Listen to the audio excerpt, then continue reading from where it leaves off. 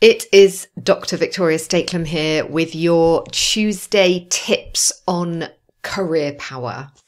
And I wanted to talk today about a number of lifestyle hacks or secrets that can help you master the number one skill in attaining career power, in having mastery over your career, having the career outcomes that you want.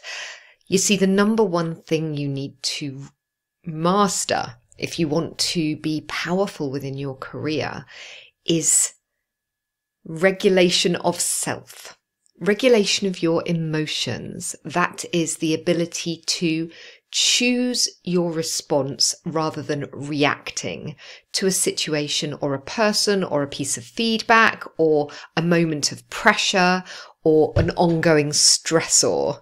So if emotion regulation is absolutely central to career power, and it is, then what lifestyle habits might you have or be using that are supporting and contributing to that emotion regulation or destabilizing it and pulling away from it? That's what I want to talk to you about today. And let me just dwell for a moment on that very powerful and central principle of being able to regulate yourself. Having self-regulation, emotional mastery, is the difference between caving to pressure or stress and being able to move through it effectively. It's the ability to maintain your composure in the face of a tense interaction, a high pressure presentation or performance or moment of delivery. It's the ability to control your impulse to perhaps procrastinate and avoid, or control your impulse to get stuck into something aggressively or perhaps with an unhelpful level of attachment. Having emotion regulation enables you to set and maintain healthy boundaries because you can find the courage to have difficult conversations, to say no when you need to say no, and to do so with composure and calm and balance. It's the ability to hold your composure when you feel a heightened emotion and choose the words you want to say rather than reacting and making a situation worse. It's the ability to give a response that buys you time when you need to find out more.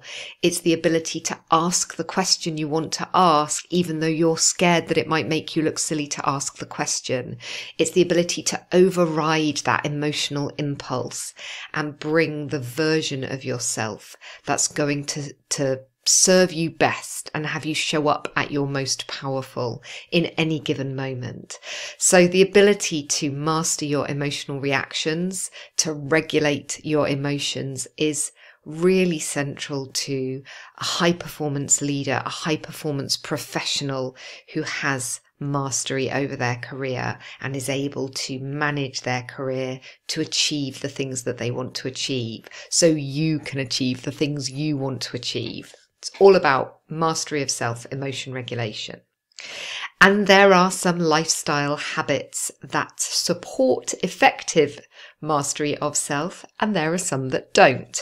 So I want to go through 5 key lifestyle pillars that support supreme personal effectiveness, particularly in this space of emotion regulation. The first is effective sleep. 7 to 8 hours of high quality sleep. There is lots of research that demonstrates that when we are sleeping well, when we are well rested, both our cognitive capability, our mental sharpness, is dramatically improved, as is our ability to regulate challenging emotions. good sleep matters. I know that there are productivity gurus out there saying, wake at 4:30 a.m, do your best work in those 3 hours and then, go and run a marathon or whatever. It is not supported by the scientific evidence on what the brain needs to be at peak performance. It needs 7 to 8 hours of good quality sleep for adults. And for every hour short of that you get, you lose, I can't remember the percentage, you lose a certain percentage of mental acuity, of cognitive effectiveness. So sleep matters. And one of the worst things you can do if you hope to get a good night's sleep is be staring at a blue screen within the hour before you go to bed.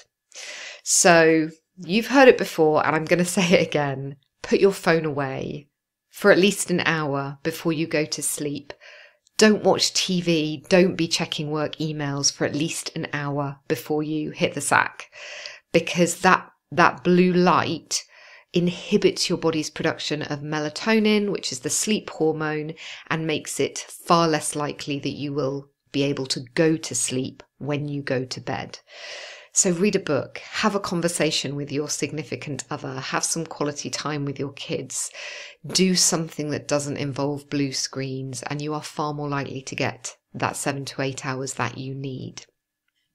I would strongly recommend blackout blinds for the same reason. If you have light streaming in, particularly in the height of summer, in the late hours of the evening or the very early hours of the morning, it will disrupt your sleep for the same reason. It's wake up light, just like blue screen lights are, and it inhibits your melatonin production and disrupts your sleep. So blackout blinds and blue screens to be avoided. I would also recommend avoiding eating for 3 or so hours before you go to sleep, because if you eat, your digestive system is active, and that's likely to inhibit your depth of sleep and depth of rest. The energy that should be given over to cell renewal and deep healing and restfulness is instead given over to digestion if you are eating anything with any fat or carbohydrate or protein content in the 2-3 hours before you go to sleep. So that's your first pillar, a good night's sleep.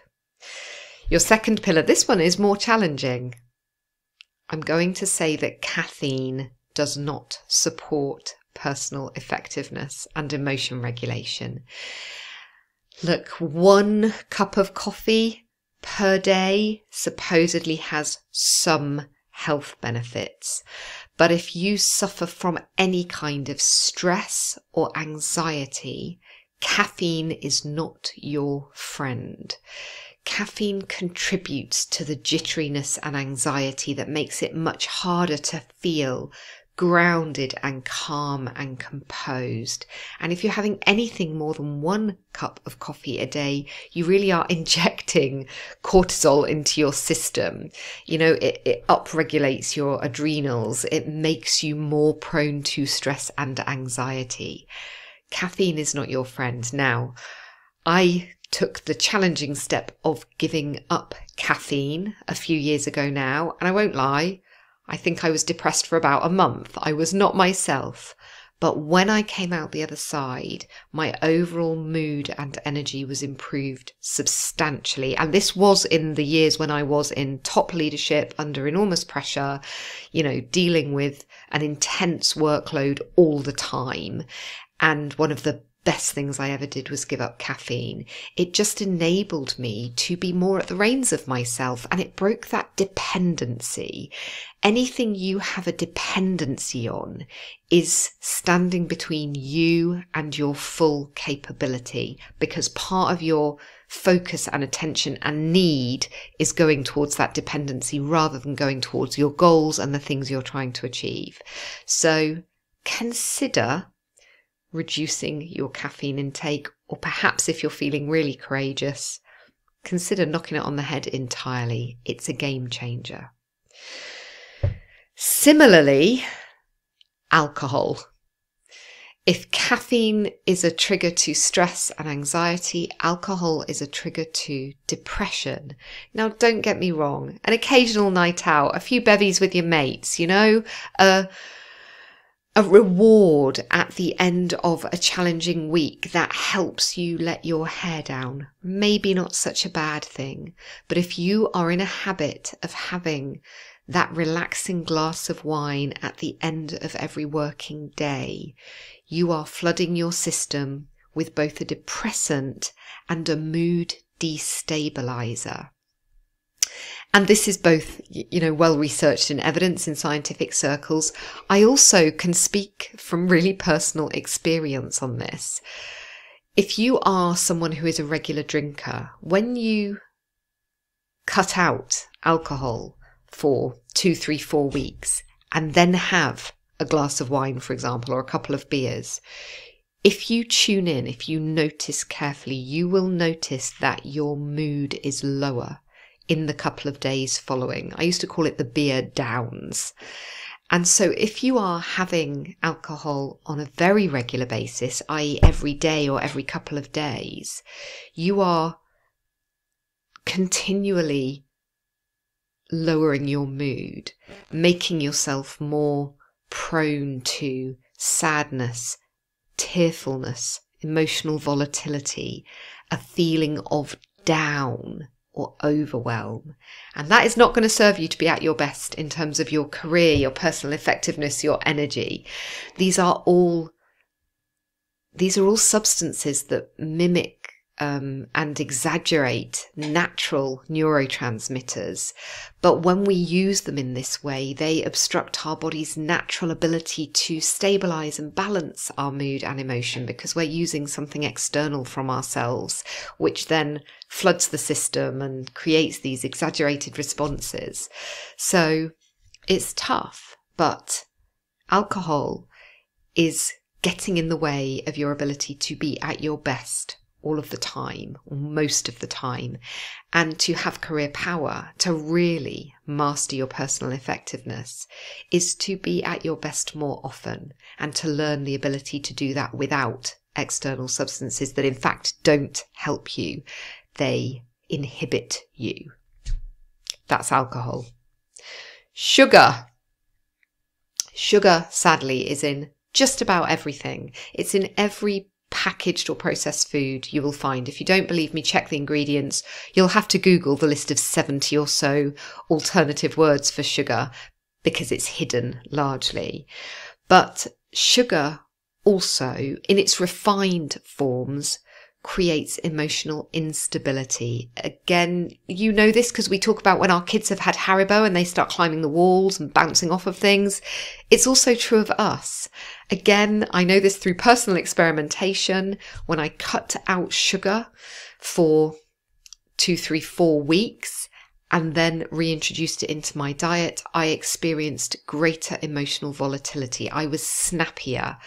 I ended up in arguments with my husband, which generally doesn't happen or wasn't happening when I was off sugar.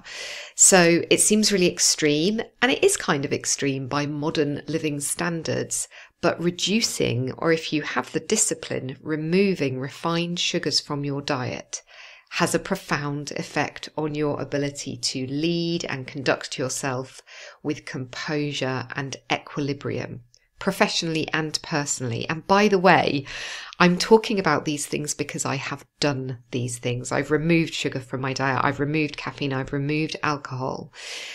And I started focusing on prioritizing sleep. And when I did these things, my performance as a leader, my personal effectiveness, my ability to stay strong in the face of pressure and turmoil professionally was game changed. These things really did underpin a very successful leadership career. So I do not put to you anything that I have not also challenged myself with. So the final pillar, actually no, the penultimate pillar, because I've got one more for you, is meditation. Again, it seems kind of out there and a bit woo perhaps, but the simple practice of a short daily meditation game changed my personal presence and composure as a leader in a very high pressure role. And it doesn't have to be some big, heavy kind of hour-long practice like I do now. There was never going to be time for that when I was in the high pressure role I was in my previous corporate life. But a 5 to 10 minute daily practice, or as daily as I could manage, it had a profound effect on my executive presence and composure and ability to buffer the storms of top leadership. And many people say to me, I can't meditate. It's not what you think it is. It's not about getting Zen. It's not about emptying the mind. It's simply about sitting and becoming the observer of your own thoughts. And to be honest, when I was in that high pressure role, I would sit to meditate and I would just see a stream of consciousness, the to-do list, the conversations I should have had or was going to have, the mental clutter. And I just sat and watched it. And that alone released something, released some stress, created that little pause between me and the reactions I might have to those events, and over time gave me real mastery over my reactions to difficult situations. So if you think you can't meditate, do it anyway. If you know how to meditate and you're comfortable with it, great. Stay with or introduce that daily practice. And actually one of the best things for me, and I would recommend it highly, was Headspace. A daily meditation that you're talked through and instructed in of between 5 and 20 minutes has a profound effect on your personal effectiveness within your career. And my final recommendation is exercise, because it is one of the best stress relievers known to man. And exercise that involves you getting out of breath and sweating would be the best recommendation of all, at least a couple of times a week. Not only is it, of course, obviously fabulous for your health, but it dredges stuff up that you can then release through heavy breath and through sweat. It's like it cleanses you of something. It cleanses you of that stress that comes with, an ambitious careerist focus, that comes with top leadership, that comes with being a person with multiple responsibilities. So sleep, meditation and exercise, and from a diet and nutrition perspective, kicking alcohol, kicking caffeine and kicking sugar, or at least getting at the reins of them and reducing them to really moderate consumption levels. These 6 pillars over time had a transformative effect on my ability to regulate myself, my emotions, my energy, and how I showed up professionally, and enabled me to withstand the extraordinary pressure of leading an institution from 6 million and loss-making to 36 million and profitable, and from 60 people to over 300, and to do so with grace and composure and presence. And that may feel out of your grasp, and it isn't. But to introduce those lifestyle habits takes some real grit and determination and discipline. If you are interested or curious to find out more, then reach out to me. I support people with gaining this level of personal mastery so that you can achieve the things you want within your career and really master attainment of that personal power and career power. So that is my Tuesday tips, or those are my Tuesday tips for today, Tuesday, the 30th of August. I hope they have been useful to you. I'm sure the thought of these things challenges you, but if a little part of your brain is curious and thinks, maybe there's something in there. Maybe I'd be willing to take at least one of those on. Then give me a shout. I'd love to talk more. I'm always willing to chat through what this looked like for me and support you in how you can structure a plan to get more personal mastery and career power. I'm Dr. Victoria Stakelum, and I'll see you next Tuesday for more career power tips. Thanks.